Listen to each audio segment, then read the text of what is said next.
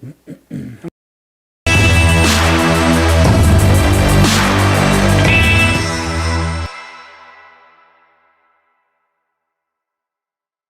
welcome to Your Next Move. I'm Steve Thompson. I'm with Pastor Cole. Thanks for being here again, and really appreciate you taking the time to do these. A big question here today. Before I get into that, I just want to explain what we're doing here and why we do Your Next Move. And it's the idea, James 4:8, draw closer to God, he'll draw closer to you. That's a paraphrase. But the idea is we come here, we hear the sermon, we're reminded of things, we're taught things, and this is how we're going to put them into motion in our lives. We just want to kind of a post-sermon discussion to have some practical ways to put that in. And I think not that they're not all important, but a really important topic today. We talked a little bit about the difference between men and women and their role in church. And it's important that we understand the biblical principles behind all this so that people aren't kept from doing the things that God created them to do. Yep. And so 1 Timothy 2:12 comes to mind in this discussion. I do not permit a woman to teach or have authority over a man. She must be silent. And we have women in church that read scripture during the services. How does that verse apply to the subject today? Well, as you know, there's a lot of debate, and unfortunately, there's a lot of arguing and putting down when it comes to this topic.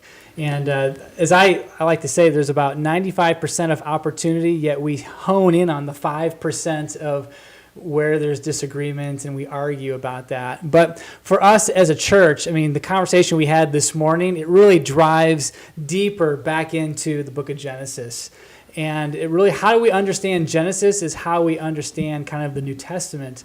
And so in essence, men or women are equal. Paul says there's no free, there's no slave, no Jew, no Greek, no man or female or male, and what he's saying is that in our very essence we are equal.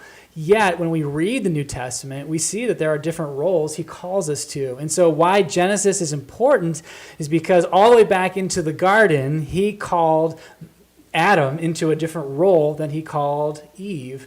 And when the fall of man came, there was this break in what his expectation was. And so all the way going back to Genesis chapter 3, we fight that. And so in our roles and how he has created us is different. And so like I was sharing earlier, like in marriage, he doesn't call wives to give up their lives for their husbands. He calls men to do that for their wives. And so there's different roles, different ways that we complement our giftedness. And that's true in the church as well. There are some roles that men need to fulfill as elders and overseers, yet there's so many other ways of giftedness that men and women have to serve in the church. And so let's stop arguing about it, and let's start doing kind of the work, as in Romans 16 was saying. There was workers and workers and workers and workers, and the kingdom is always in need of more workers, and that's what we're hopefully going to do at Riverwood. So do you have some things that maybe women who grew up in a different tradition, maybe they think they're not permitted to do and that they could do here and serve here? What are some of those things or ways that they could get involved? I think sometimes people are like, I have the gift of teaching. What do I do? There's lots of ways you can do that. Sunday morning, I stand there and teach. And here at Riverwood, my role is called in our Constitution to be a man.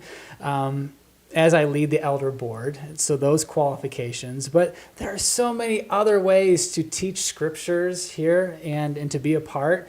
And whether it's in women's groups or whether, as you partner with people in other groups and even teaching, we're always looking for people to teach children and youth. There's endless amounts of opportunities. If you truly do have the gift of teaching, bring it in here. We want to utilize that gift. So I think a lot of times people are like, that's one of the sticky ones, like, oh, where can I teach men, or what does that look like? Well, why don't we start teaching in ways that the church really has need for? There's always need for that. Okay. And are there roles that maybe men don't think of themselves at doing that they should be?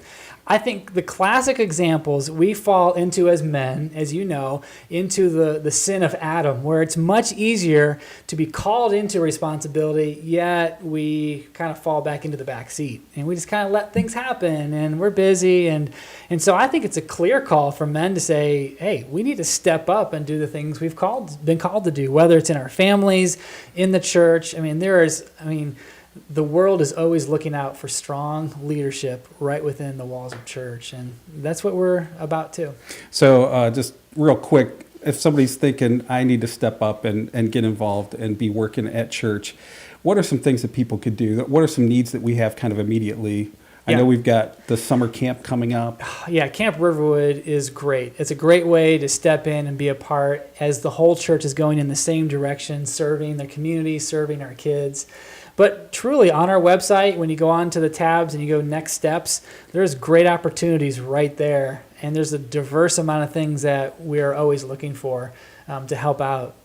All right. Well, again, I want to thank you for your time. Sure. I know these aren't always easy discussions. I want to thank our producer, worship leader, Pastor. Did I hear hot sauce on an old hymn? Was that what it was today? Yeah, I thought that it was awesome, wasn't it? Yeah, it was incredible. Yeah, I want to see some more of that. Another thing I've never seen before, this guy brought the banjo up here that's the first time I've seen that in church, which I thought was great. So, all right, thanks for your work, man. Thanks, Pastor Cole. You're welcome. Thanks for watching. We'll see you guys next time on Your Next Move.